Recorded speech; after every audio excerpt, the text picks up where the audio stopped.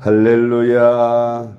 오늘의 암송할 하나님의 말씀은 창세기 47장 9절로 10절 말씀입니다. 창세기 47장 9절로 10절 말씀. 야곱이 바로에게 아뢰되 내 나그네 길의 세월이 130년이니이다. 내 나이가 얼마 못되니 우리 조상의 나그네 길에 연조에 미치지 못하나 험악한 세월을 보내었나이다 하고 야곱이 바로에게 축복하고 그 앞에서 나오니라. 아멘. 할렐루야. 잘 되고 있습니다. 아멘. 오늘은 하나님께 쓰임받은 하나님의 일꾼들 중에 야곱에 대해서 말씀을 묵상합니다. 야곱 하면은 믿음의 3대 조상 중에 세 번째 조상인데 아브라함과 이삭과 야곱이라고 우리는 믿음의 조상 세 분을 말합니다. 그런데 사실은 사람들이 축복을 받는 일에 타고나는 축복이 있고 만드는 축복이 있습니다. 이 야곱은 타고난 축복이 아니라 자기가 노력해서 얻어진 축복입니다. 원래 아브라함과 이삭 다음에 순리적으로 조상이 된다면 야곱이 아닌 장자인 에서에게 돌아가야 하는 것입니다. 그런데 왜 야곱이 되었을까요?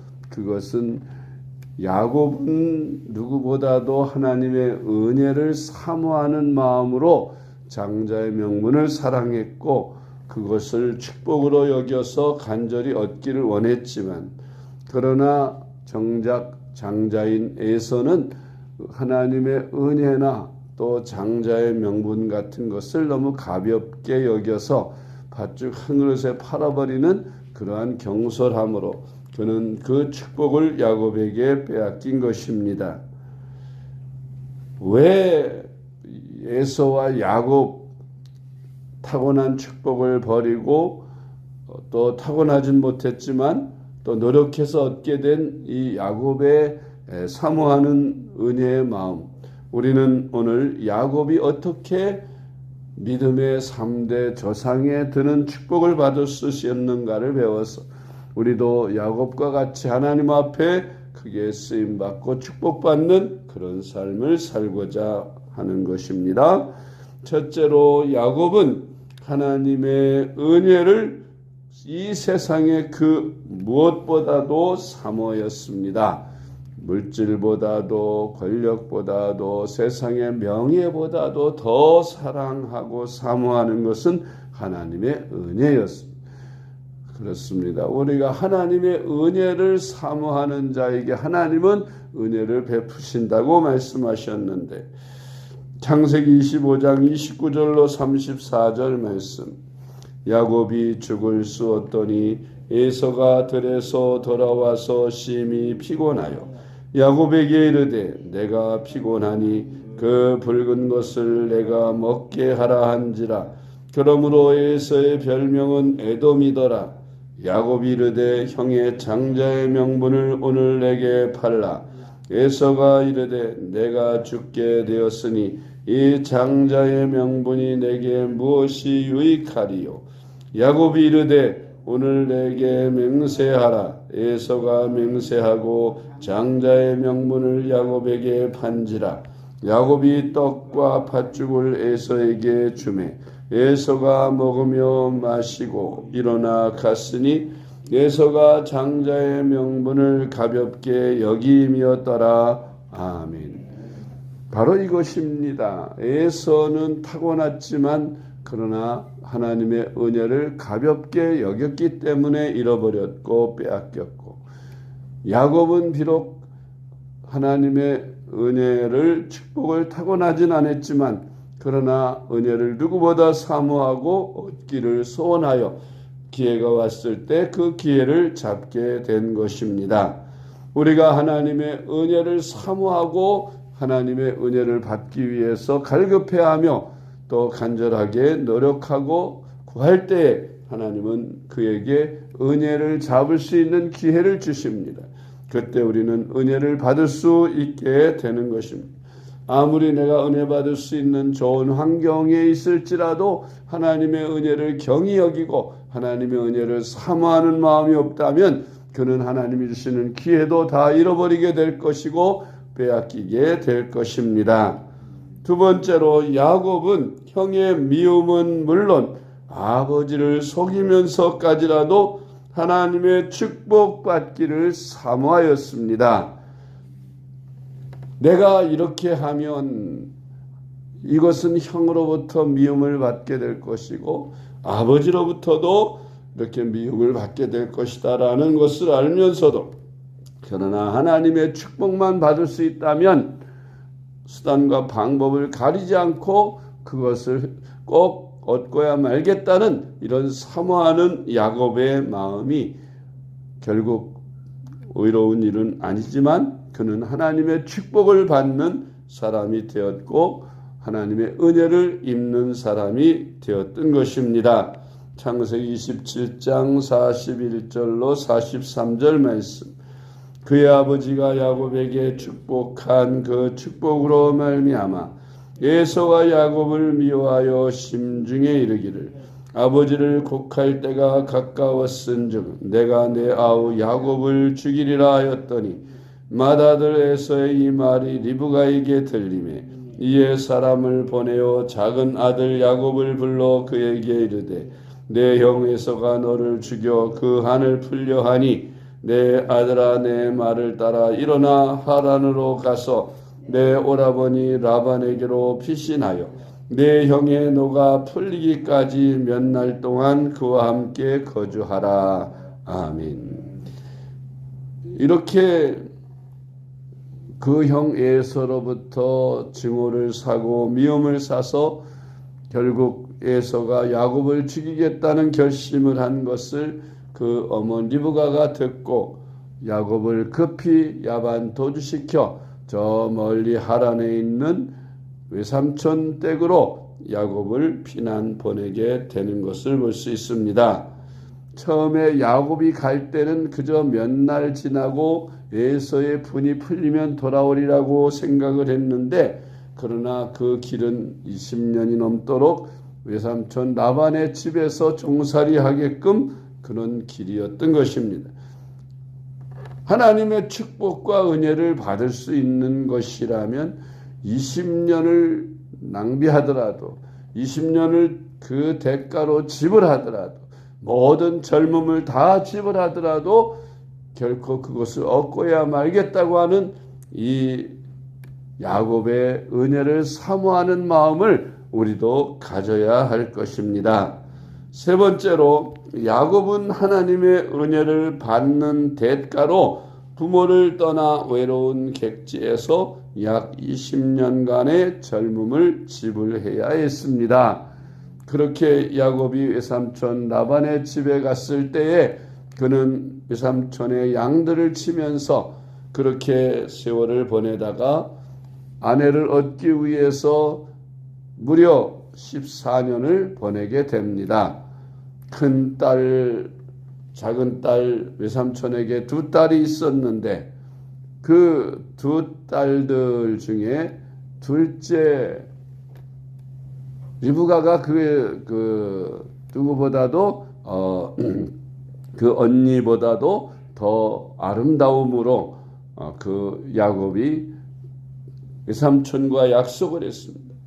7년 동안 일을 하면 동생 라헬을 주겠다는 그런 약속을 받고 열심히 7년 일을 해서 결혼식을 올리고 첫날 밤을 보냈는데 아침에 눈을 뜨고 보니 자기가 결혼하려고 했던 둘째 딸 라헬이 아니라 그 언니 레아였습니다. 그래서 외삼촌 라반에게 가서 따졌죠. 그런데 외삼촌 라반이 말합니다. 우리 풍습에는 언니부터 차례로 시집을 가는 것이지 동생이 먼저 가는 법이 없다. 기왕 내가 너에게 그 두 딸을 다 줄 테니 내가 7년 동안 또 일해라. 그러면 그 동생 라헬도 주겠다 해서 또 야곱이 7년을 그 아내를 얻기 위해서 수고를 합니다. 그렇게 14년을 보내고 또 대가를 그 노동의 대가를 얻기 위해서 또 그렇게 6년을 7년을 또 보내게 되는 것을 볼 수 있는데, 이렇게 야곱이 외삼촌 라반의 집에 있으면서 하나님의 축복을 받지만, 그러나 그는 그 젊음을 그곳에서 다 세월을 대가를 지불해야 했습니다. 창세기 31장 41절, 내가 외삼촌의 집에 있는 이 20년 동안 외삼촌의 두 딸을 위하여 14년, 외삼촌의 양떼를 위하여 6년을 외삼촌에게 봉사하였거니와 외삼촌께서 내 품삯을 10번이나 바꾸셨으며. 아멘. 네 번째로 야곱이 형 에서가 병사를 거느리고 주기로 온다는 소식을 들을 때 그는 야복 강가에서 환도뼈가 부러지도록 간절히 기도함으로 기어이 축복을 받아내었습니다.